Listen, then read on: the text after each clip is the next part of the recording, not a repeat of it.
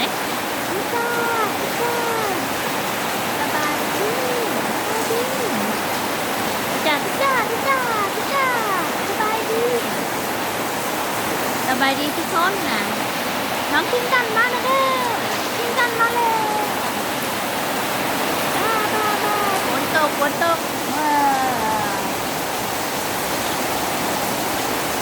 กรุงเทพฝนตกแล้วฝนตกในกรุงเทพนะมูเนนานี่หนาว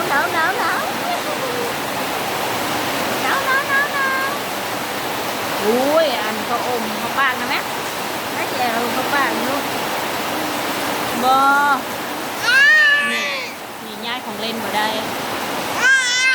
หายนี่หายเป็นจะได้เนี่ยผู้ใดหายเป็นเนี่ยผู้ใดหายเป็น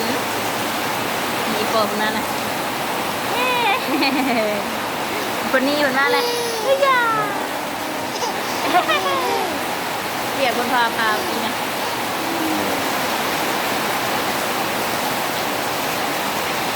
อัดคลิปได้อะไรเงี้ย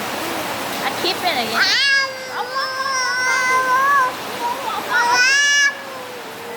เป็นได้1 ปีเป็นครบ1 ปีแล้วเพิ่นเว้าเดี๋ยวมันน่ะลมนะตะยานก็แห้งเบิ่งเลยเนี่ยมือปิตาอย่ามักเบิ่งฝนตกมาความเย็นเพิ่นนี่มาความเย็นพี่น้อยนะเนี่ยเล่นเนี่ยสบายดีสบายดีท่านผู้ชม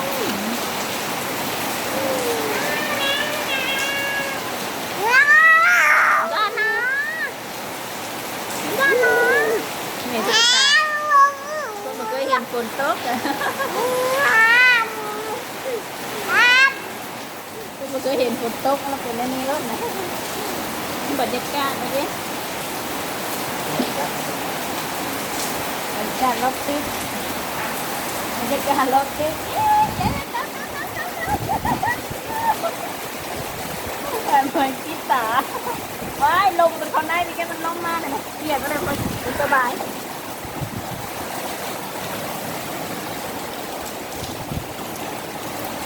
ปุ่นละอองมันนะเกียร์ก็เกียร์นี่มากก็เลยสบายดีเนี่ยหรอ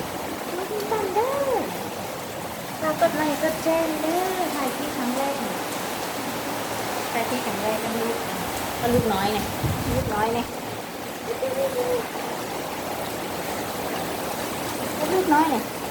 ถูกจับลูก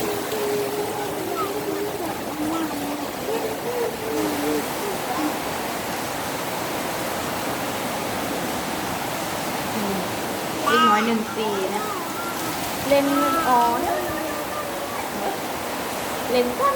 นี่เห็นอย่างก็เป็นของเล่นมั้งลูกน้อย1 ปีเป็นอย่างก็เป็นของเล่นมั้งอยู่จะได้แก่ก้านนิ้วตัวเองไงของเล่นก้านนิ้วตัวเองเลยก็ให้แล้วแบบนั้น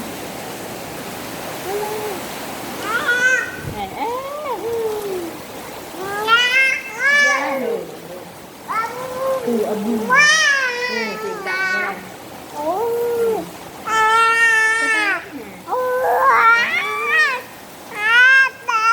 เด้อฝนตกเด้อไหนเด้อ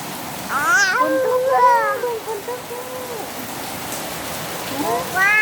แล้วน้องกินตันกับแม่คิดได้น้องกินตันกับแม่คิดมาแล้วนี่มันคิดครั้งแรกไม่ชื่อที่ถ่ายคลิปเองเราเคยถ่ายคลิปลงยูทูบสักเถื่อนแต่มันอยู่เมืองไทย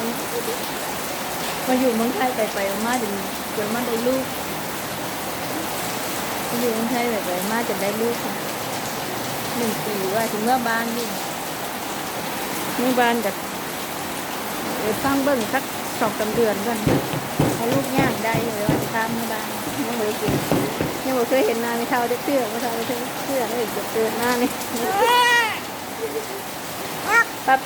ไปหอฉันเดี๋ยวจกคำนี้จะได้คลิปตัวนี้มือนี่เป็นมือดีกินกันพี่ดื้อวันนี้น่าปวดไม่สนใจกล้องครับเดี๋ยวจำนี้ก่อนจบคลิปจำนี้ก่อนเด้อไม่ตายเลยบ๊ายบายเลยบ๊ายบายไหมบ๊ายบายท่านผู้ชมหน่อยไหมบ๊ายบายไหมพี่จ้าไหมพี่จ้าไหมพี่จ้าก่อนพี่จ้าเด้อพี่จ้าก่อนจ้าไว้ชม